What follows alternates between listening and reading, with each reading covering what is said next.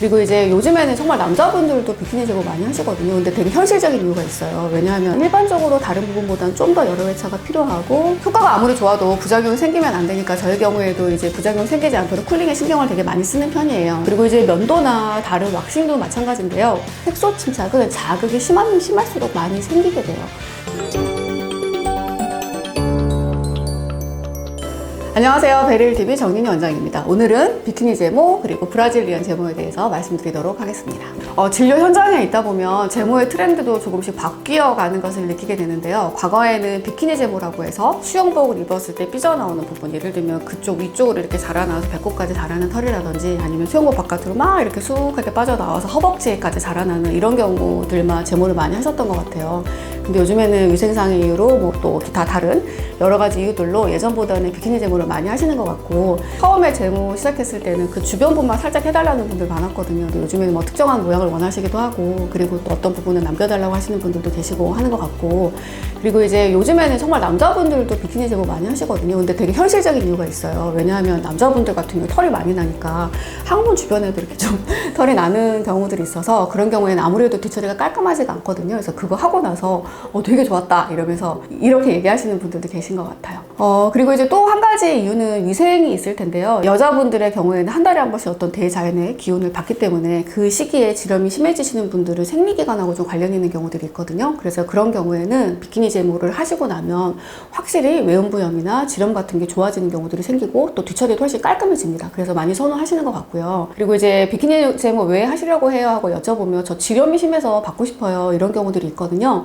근데 지렴은 사실은 좀 다른 이유 때문에 생기는 경우들이 많아서 외음부염이나 지렴이 있을 때 하는 것이 도움이 되기도 하지만, 모든 지렴이 제모를 한다고 치료가 되지는 않는 것 같습니다. 그리고 이제 또 한 가지의 경우는 아토피가 되게 심한 분들이 계시거든요. 그래서 그 부분이 되게 가렵다는 거예요. 근데 긁을 수도 없고 불편은 하고 색소 침착이 점점 심해지는 것 같고, 이런 이유 때문에 하시기도 하고요. 또 그런 분들이 제모하고 나서 또 좋아지는 경우들도 있기는 합니다. 그리고 되게 드문데요. 비키니 제모하고 많이 하시는 게 뭐냐면, 그쪽 부분 너무 습해가지고 계속 앉아있는 분들, 아니면 어디 이렇게 가만히 앉아서 일하셔야 되는 분들 있잖아요. 그런 분들이 외음부에 백선이 생기는 경우들이 있어요.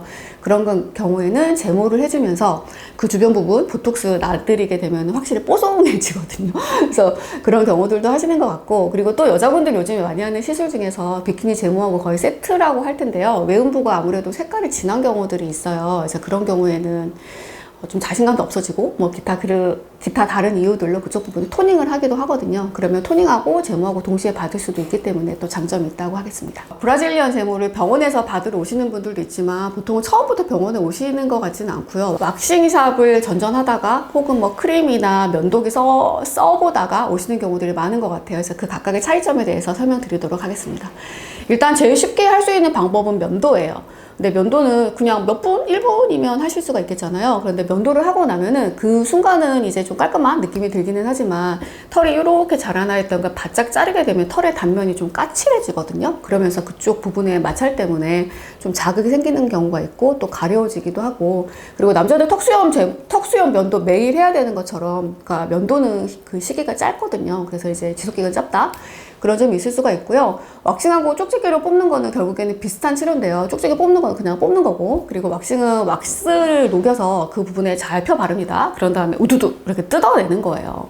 이제 왁싱 같은 경우에 사실 한국보다는 다른 나라에서 좀 더 많이 사용이 됐던 것 같은데, 백인들은 피부가 하얗고 털도 밝은 경우가 많거든요. 그러면은 털이 밝기 때문에 제모가 잘 안 되고요. 반대로 흑인 같은 경우에는 털은 진한 색이니까 제모가 잘 되기는 해요. 그런데 털 주변부에 그 피부 색깔도 어둡기 때문에 털을 제모하려다가 오히려 살을 태우는 그런 부작용이 생길 수가 있어서, 해외에 이제 여러 가지 인종이 같이 사는 나라의 경우에는 아무래도 왁싱을 좀 많이 선호하는 것 같은데, 이제 개인적인 생각은 굳이 한국 사람 제모 잘 되고 부작용 잘 안 생기는 왁싱 할 필요가 있을까 이런 생각이 들기는 하고요.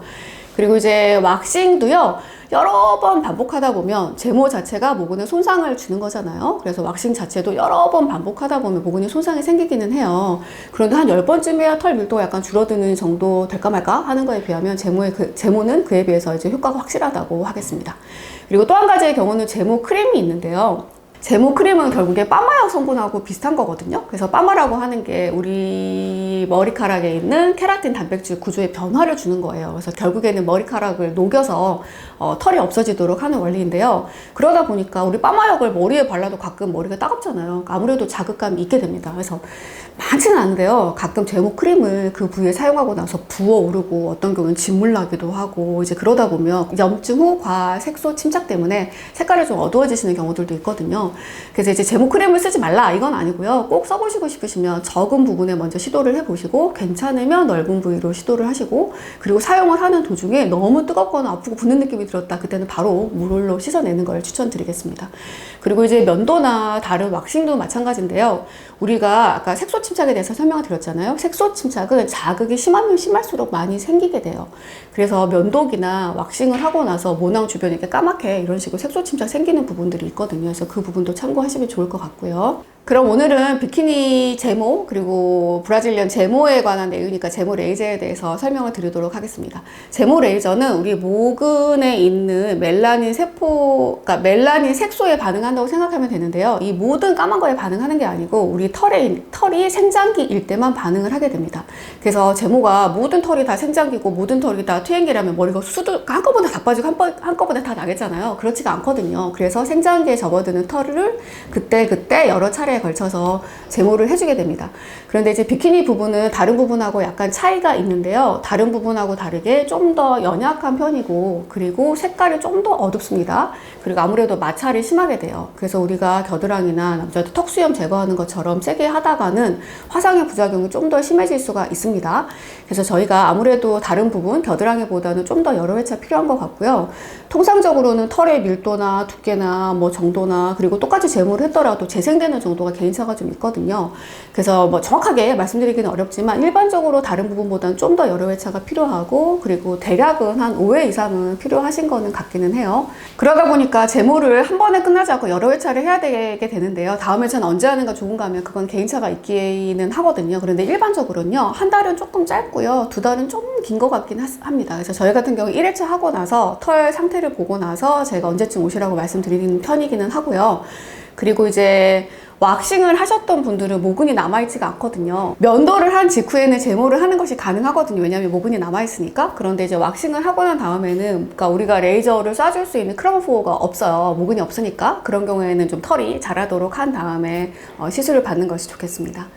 그리고 이제 특히나 비키니 제모의 경우에는 부작용이 관건이 될 텐데요. 효과가 아무리 좋아도 부작용이 생기면 안 되니까 저희 경우에도 이제 부작용이 생기지 않도록 쿨링에 신경을 되게 많이 쓰는 편이에요. 그래서 저희가 제모 레이저 종류가 3가지가 있는데 그 중에서 아무래도 위생상의 문제 때문에 비키니 제모를 할 때에는 컨택이 되지 않는 장비를 사용을 하고 있고요. 그리고 냉매를 평소보다 좀 많이 나오도록 해서 아프지 않도록 결국에 제모의 통증은 열 때문에 뜨거워서 생기는 통증이라서 냉매도 많이 사용하고 있고 또 경우에 따라서는 우리 되게 시원한 가스가 나오는 장비가 있어요. 그래서 그거를 같이 하면서 효과는 높이고 출력을 높여야 효과가 있을 수 있으니까 효과는 높이면서 부작용을 좀 줄이는 그런 방식들을 선택을 하고 있고요. 그리고 제모 후 관리는 특별한 거는 없어요. 그런데 이제 제모 레이저를 하고 나면 그 부분이 막 후끈후끈한 느낌이 들거든요. 그리고 특히나 뭐 털이 밀도나 두께가 심했던 경우는 꽤 많이 불편하실 수가 있어요. 그래서 그런 경우에는 아이스팩 되거나 아니면 기타 쿨링 치료들을 통해서 좀 진정시키고 가시도록 하고 있습니다. 그리고 일반적으로 제모를 하고 나서 생길 수 있는 부작용은 다 생길 수가 있어요. 이를테면 모낭염이라든지 아니면 발적, 홍반 뭐 이런 게 생길 수가 있고 심하면 수포가 생기는 경우들도 있거든요.